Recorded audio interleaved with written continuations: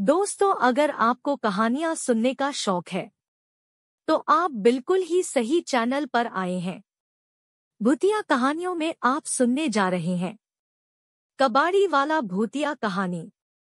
यहाँ से शुरू होती है हमारी कहानी। यह कहानी एक ऐसे कबाड़ी वाले के बारे में है जो गांव-गांव घूमकर कबाड़ी का सामान लिया करता था। और एक दिन उसके साथ होता है एक ऐसा हादसा जिसके बारे में आज आपको इस कहानी में पता चलेगा। नाम था उसका हरिया और उम्र होगी यही कुछ 28 से 30 साल। बात भी लगभग आज से 35 से 40 साल पुरानी होगी। हरिया कबाड़ी का काम करता था और उसके परिवार में वो, उसकी बीवी लता और उसके 2 बच्चे थे। दुकान तो उसकी झोला ही थी, मतलब दुकान नहीं थी उसकी, केवल एक साइकिल थी जिस पर वह कबाड़ी का सामान लादे रहता था। वो तो केवल इस गांव से उस गांव जाकर पुराना सामान खरीदता था और उस सामान को शहर जाकर बेच देता था, जिससे उसे कुछ पैसे मिल जाते थे और उसकी आजीविका चलती थी। वो समय ऐसा था कि जब न तो बिजली की व्यवस्था थी और न ही पक्के रास्तों की, इंसानों के द्वारा बनाई गई पगडंडियों से ही लोग आया जाया करते थे। हरिया भी उन्हीं रास्तों का इस्तेमाल करता था एक जगह से दूसरी जगह जाने में। ऐसे ही एक दिन की बात है जब सुबह सुबह ही हरिया दूसरे गांव में भंगार का सामान लेने के लिए निकल गया था। आज उसका दिन अच्छा था और उसको बहुत सारा कबाड़ी का सामान मिला, तो उसने सोचा कि चलो 1-2 गांव और घूम आए तो थोड़ा और सामान मिल जाएगा। यही सब सोचकर वो दूसरे गांव भी चला गया। उसको वहां भी खूब सारा कबाड़े का सामान मिला और ऐसे करते करते उसे शाम हो गई थी। अब वो सोचने लगा कि अरे, आज तो समय का पता ही नहीं चला, मुझे घर पहुंचने में पक्का देर रात होने वाली है। अगर आज मैं यहाँ रुक जाता हूँ तो घर पर सब मेरी चिंता करेंगे, इसलिए मुझे जल्द से जल्द निकल जाना चाहिए। और यह सब सोचकर वो अपने घर की ओर निकल गया। वैसे वो अपने गांव से काफी दूर आ गया था और तकरीबन 3 से 4 घंटे उसके लगने वाले थे अपने गांव तक पहुंचने में। हे भगवान, आज काम के चक्कर में बहुत लेट हो गया हूँ। घर पर लता और बच्चे मेरी राह देख रहे होंगे।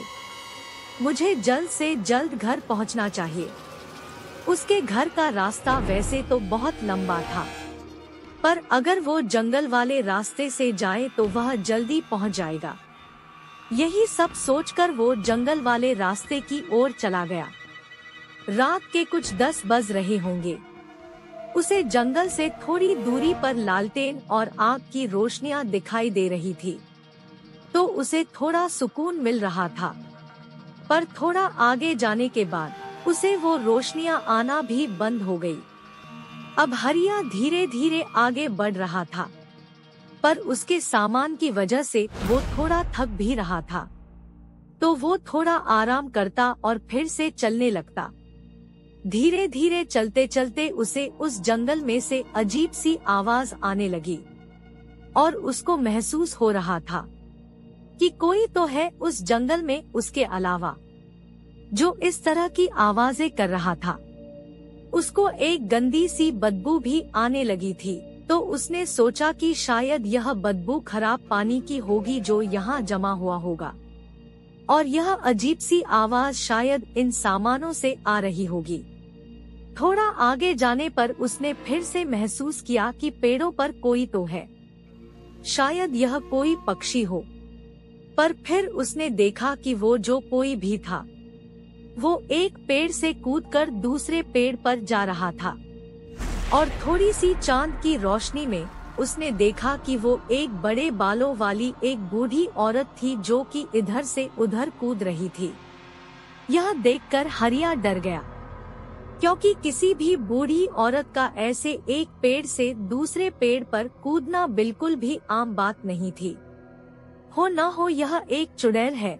और यह सोचकर हरिया के पसीने छूटने लगे, पर हरिया ने अपने डर पर काबू पाया और उसने सोचा कि तेज तेज गाड़ी चलाता हूँ और जल्दी से यहाँ से निकलता हूँ ताकि इससे जान बचे। मैं तेजी से अपनी साइकिल चलाने लगा और बस इसी इंतजार में था कि कब घर पहुँचूं और इस डायन से मुझे छुटकारा मिले। अब मुझे वो डायन दिखाई नहीं दे रही थी और न ही किसी पेड़ के हिलने की आवाज आ रही थी। मुझे लगा कि शायद वो सब मेरा भ्रम होगा और मैं काफी थक गया हूँ, तो मुझे ऐसा खाली एहसास हुआ होगा। अब मुझे थोड़ा आराम हुआ, पर मैंने एक बात पर गौर किया कि मेरी साइकिल पर जो पीछे भार लदा था वो काफी भारी हो गया था। अजीब बात थी कि ऐसा कैसे हो सकता था। मतलब शायद मैं थक गया हूँ, तो मुझे ऐसा लग रहा होगा। तो मैं थोड़ा रुक गया और मैंने आराम करने का सोचा। मैं आराम ही कर रहा था कि तभी मैंने अपने पीछे किसी की सांसों की आवाज सुनी। ऐसा लग रहा था जैसे वहाँ मेरे अलावा कोई और भी है। मुझे फिर से पसीने आने लगे और मैंने पीछे मुड़कर देखा, पर वहाँ कोई भी नहीं था। मैं काफी थक गया हूँ, मुझे टॉयलेट करके निकलना चाहिए। मुझे पेशाब आ रही थी और मैं पेशाब करने के लिए पास ही की झाड़ी तक गया। और जब मैंने अपना काम खत्म किया तो जब मैं अपनी साइकिल तक जाने लगा तो मैंने देखा कि एक बूढ़ी और सफेद बालों वाली यह वही चुड़ैल थी जो कुछ देर पहले पेड़ों पर कूद रही थी। उसे देखकर मेरी जबान गले में ही अटक गई। वो चुड़ैल काफी भयानक थी और उसका चेहरा बहुत ही बदसूरत और काला था। उसकी एक लंबी नाक थी और उसने काले रंग की शाल ओढ़ रखी थी। वो मेरी ओर देखकर हंस रही थी और अपनी जबान मेरी तरफ करके मुझे अपने पास बुला रही थी। यह देखकर मैं समझ गया कि यह एक मांसनोचनी चुड़ैल है और आज ये मेरा भक्षण करेगी। मैंने उसके हाथ में एक बड़े गंडसे को देखा और वो चुड़ैल उस गंडसे को हवा में हिलाती हुई उसके पास आने लगी। बस अब जितनी जान से हो सके मुझे भागना होगा, वरना ये चुड़ैल मुझे जिंदा खा जाएगी। और यह सोचकर हरिया तेजी से अपने गांव की ओर भागा और वो चुड़ैल भी उसके पीछे तेजी से भागने लगी। वो चुड़ैल उसके पीछे भागते वक्त बड़ी ही भयानक और विकराल रूपी लग रही थी, पर हरिया भी जोर जोर से हनुमान जी का नाम लेते हुए भाग रहा था और बस गांव तक आ ही गया था। तभी चुड़ैल ने एक जोर की चीख निकाली और कहा, रुक, मुझे बहुत भूख लगी है। और फिर वो चुड़ैल हवा में ही गायब हो गई। हरिया फिर भी भागता रहा और गांव के मंदिर में जाकर बेहोश हो गया। फिर अगले दिन जब उसको होश आया तो सभी ने उससे पूछा कि क्या हुआ हरिया, तेरी ऐसी हालत और तू यहाँ क्यों सो रहा है? देख, पूरी रात तेरे बीवी बच्चे कितनी चिंता में थे। चल अब बता तेरे साथ क्या हुआ था। फिर हरिया ने उन्हें पूरी बात बताई तो वे सब उससे बोले, अरे तेरा दिमाग खराब था क्या, जो तू उस मांसनोचनी के जंगल से गुजर कर आया। खैर, तेरा भाग्य अच्छा है जो तू बच गया, शायद तुझे भगवान ने बचा लिया। फिर हरिया उठा और उसने भगवान को धन्यवाद किया और अपनी बीवी से मिलकर वो कुछ गांव वालों के साथ उस जंगल में उस जगह चला गया जहां पर उसकी कबाड़ी का सामान लादने वाली साइकिल थी। उन लोगों ने वहां जाकर देखा कि उसकी साइकिल के टुकड़े और कबाड़ी का सामान यहाँ वहाँ पड़ा हुआ था। यह उस चुड़ैल का ही काम था। हरिया उस दिन बच गया और फिर उसने गांठ बांध ली कि अब वो इस जंगल में कभी नहीं आएगा।